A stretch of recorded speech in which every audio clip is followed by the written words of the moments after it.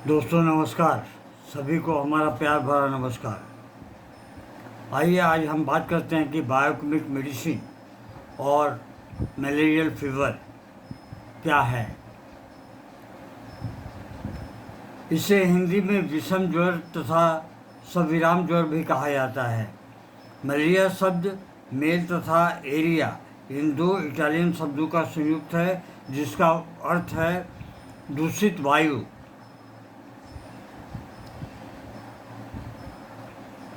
Allopathy मत से इस ज्वर की उत्पत्ति का कारण प्लाज्मोडियम मलेरियाई नामक एक जीवाणु है, जो एनोफिलीज नामक मच्छर के द्वारा काटने से शरीर में प्रविष्ट होकर रक्त प्रवाह को दूषित बना देता है तथा विषम ज्वर के लक्षण प्रकट होने लगते हैं।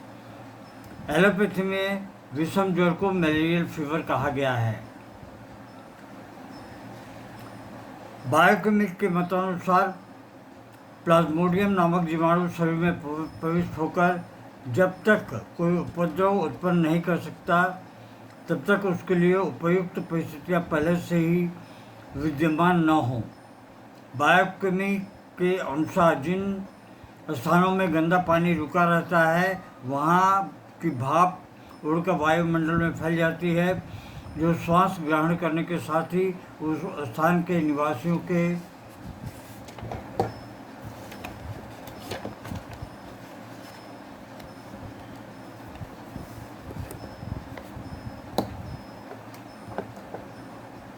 शरीर में प्रविष्ट होकर उनके रक्त प्रवाह में मिलाकर जलीय अंश की वृद्धि कर देता है। उस अनावश्यक बढ़े हुए जल को शरीरस्थ नेट्रम सल्फ नामक लवण से निकाल देते हैं। परंतु यदि किसी कारणवश नेट्रम सल्फ की क्रिया में गड़बड़ी अथवा मात्रा में कमी हो जाए तो उस अतिरिक्त जल की निकासी संभव नहीं हो पाती।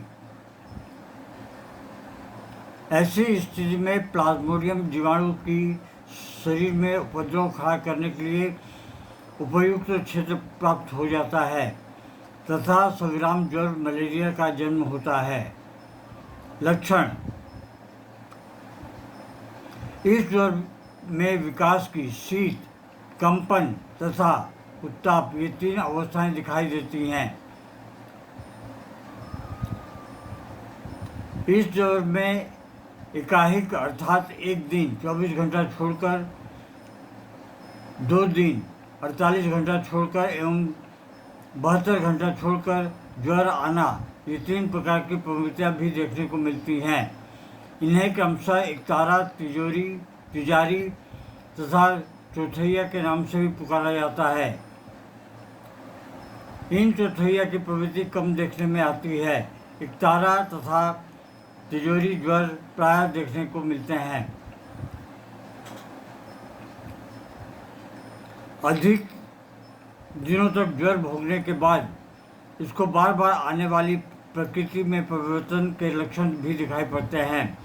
ऐसी स्थितियों में एकतारा ज्वर छूटने का समय बदल जाता है और समय बदलकर 24 घंटे में प्रायः 2 बार, 3 बार अथवा 4 बार ज्वर का आक्रमण होना संभव हो जाता है। विषम ज्वर मलेरिया के मुख्य 2 भेद माने जाते हैं: स्वल्प विरामशील तथा मारात्मक। स्वल्प विरामशील यानी कि रिमिटेंट मलेरियल फीवर में उत्ताप का या तो बहुत ह्रास हो जाता है अथवा वृद्धि हो जाती है, परंतु शारीरिक उत्ताप स्वाभाविक अवस्था में उतराता दिखाई नहीं देता। वह अस्थायी होता है। इसमें प्लीहा वृद्धि भी हो सकती है। आइए हम आगे कुछ और चर्चा करते हैं कि पर्नीशियस मलेरियल फीवर क्या है। इसका आक्रमण प्रायः कम ही होता है तथा कभी कभी यह बीमारी बड़ी तेजी से फैलता है। इसके 3 मुख्य लक्षण दिखाई देते हैं: उत्ताप की कमी, इसमें प्रकाशय लक्षणों की प्रधानता रहती है, वमन, अतिसार तथा अत्यधिक सुस्ती दिखाई देने लगती है, शारीरिक उत्ताप स्वाभाविक की अपेक्षा बहुत कम रह जाता है। हैजे की हिमांग अवस्था की भांति जीवनी शक्ति विध्वस्त हो सकती है तथा कुछ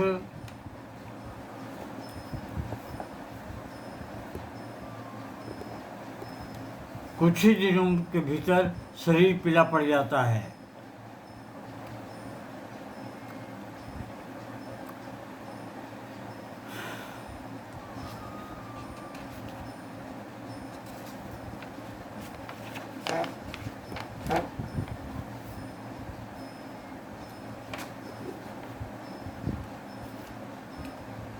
आइए हम जानें कि इसमें कौन कौन से औषधियाँ जो हैं कार्य करती हैं। Biochemic medicine. बायोकेमिक मेडिसिन में सबसे पहली जो दवा है वो है नेट्रम सल्फ। नेट्रम सल्फ औषधि को हम 12 एक्सी पोटेंसी में लेंगे। यह सर्वग्राम ज्वर मलेरिया की सभी अवस्थाओं को में बहुत ही हितकर है। इसके द्वारा तंतुओं में संचित अतिरिक्त जल निकल जाता है। गंदली भूरी अभायुक्त हरे रंग का मैल अथवा लसदार लैप चढ़ी जीभ की नोक पर जलन भरे छाले, पैतृक लक्षणों का काला ज्वर, ये सभी लक्षण इसमें पैदा हो जाते हैं। अगली जो दवा है वो है फेरमफॉस। ज्वरीय उत्ताप की अधिकता एवं साथ ही अजीर्ण तथा खाई हुई वस्तु की वमन हो जाना, इन लक्षणों में इसका प्रयोग बहुत ही हितकारी है। यह लक्षण वायु से ऑक्सीजन खींचकर उसे शरीर में फैला देता है, अतः मलेरिया में यह विशेष लाभ करता है। हर प्रकार के सर्वग्राम ज्वर में इसके साथ नेट्रम सल्फ का प्रयोग प्राय क्रम से करना अत्यंत हितकारी सिद्ध होता है। कैलीफॉस। यह लवण पतनावस्था में अधिकतर हितकारी है। अत्यंत दुर्गंधित पसीना तथा आसक्ति की अधिकता के लक्षणों में इसका प्रयोग करते हैं, यानी कि कैलीफॉस के। इसकी पोटेंसी भी जो है वो 12 एक्सी पोटेंसी लेनी चाहिए। कैलीम्यूर। जीभ पर सफ़ेद रंग का गाढ़ा लेप अथवा घुमौली अभायुक्त सफ़ेद मैल चाहा हो तो इसका प्रयोग अन्य उपयुक्त औषध के साथ प्राय क्रम से करना चाहिए।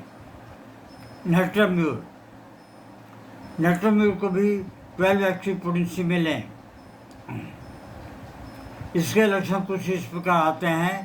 तंतुओं में जल संचय की अधिकता वाले लक्षण, अत्यधिक प्यास तथा होठों पर ज्वर के छाले होने पर इसे देने से काफ़ी हद तक आराम मिलता है।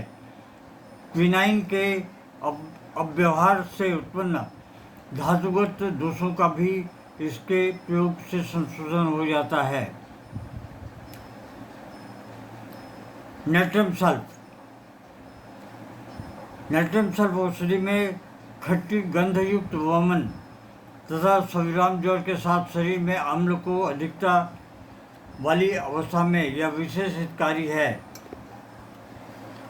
तलवों का दिन में बर्फ की भांति ठंडा रहना तथा तीसरे पहर में उत्ताप के उच्छ्वास एवं सिर दर्द के लक्षणों में इसका प्रयोग करें तो बहुत ही लाभ मिलता है।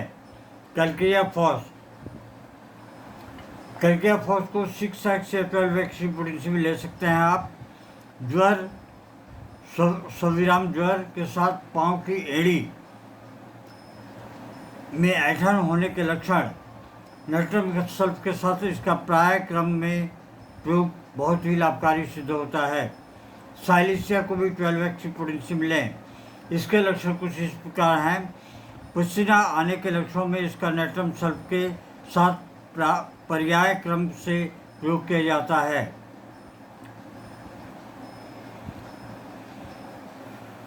कुछ विशेष चर्चा। सर्वग्राम ज्वर, इंटरमिटेंट फीवर, श्रेणी के मलेरिया ज्वर में लक्षणानुसार निम्नलिखित औषधियों का एक साथ मिलाकर अथवा प्रायः कम से देना लाभकर सिद्ध होता है। जैसे कि फेरमफॉस 6 एक्सीपोनेंसी में फेरमफॉस और नेट्रम्यूर दोनों को एक साथ मिलाकर फेरमफॉस तथा कैलीम्यूर चढ़े हुए ज्वर में जब अजीर्ण तथा सिर दर्द के साथ बारंबार ठंड का अनुभव हो। फेरमफॉस तथा मैग्नीशिया फॉस चढ़े हुए ज्वर में जब सिर दर्द तथा हाथ पांव में अकड़न हो तो उस अवस्था में इन दवाइयों का सेवन बहुत ही लाभकारी सिद्ध होता है। फेरमफॉस तथा कैलीफॉस चढ़े हुए ज्वर में सिर दर्द हो परंतु पसीना ना आता हो तो ये दोनों औषधियाँ मिलाकर 12 एक्सीपोनेंसी में दें। 2 गोली या 3 गोली मिलाकर आधे कप पानी में डालकर थोड़ा सा ल्यूकवार्म वाटर हो तो बहुत ही अच्छा, ना हो तो भी चलेगा। दिन में 4 से 5 बार देते रहें। फेरमफॉस तथा नेट्रम सल्फ चढ़े हुए ज्वर में जब सिर दर्द, बेचैनी, वमन तथा उपकारियों के उपसर्ग तथा दस्त भी हो जाते हैं तो ऐसे में ये औषधियाँ बहुत ही कारगर सिद्ध होती हैं। आशा है ये छोटा सा वीडियो आपको पसंद आएगा। इसके आगे हमारी और भी चर्चा होगी इसी विषय पे, वो हमारा पार्ट 2 होगा, मलेरिया का पार्ट 2। धन्यवाद। Long live homeopathy, long live handyman.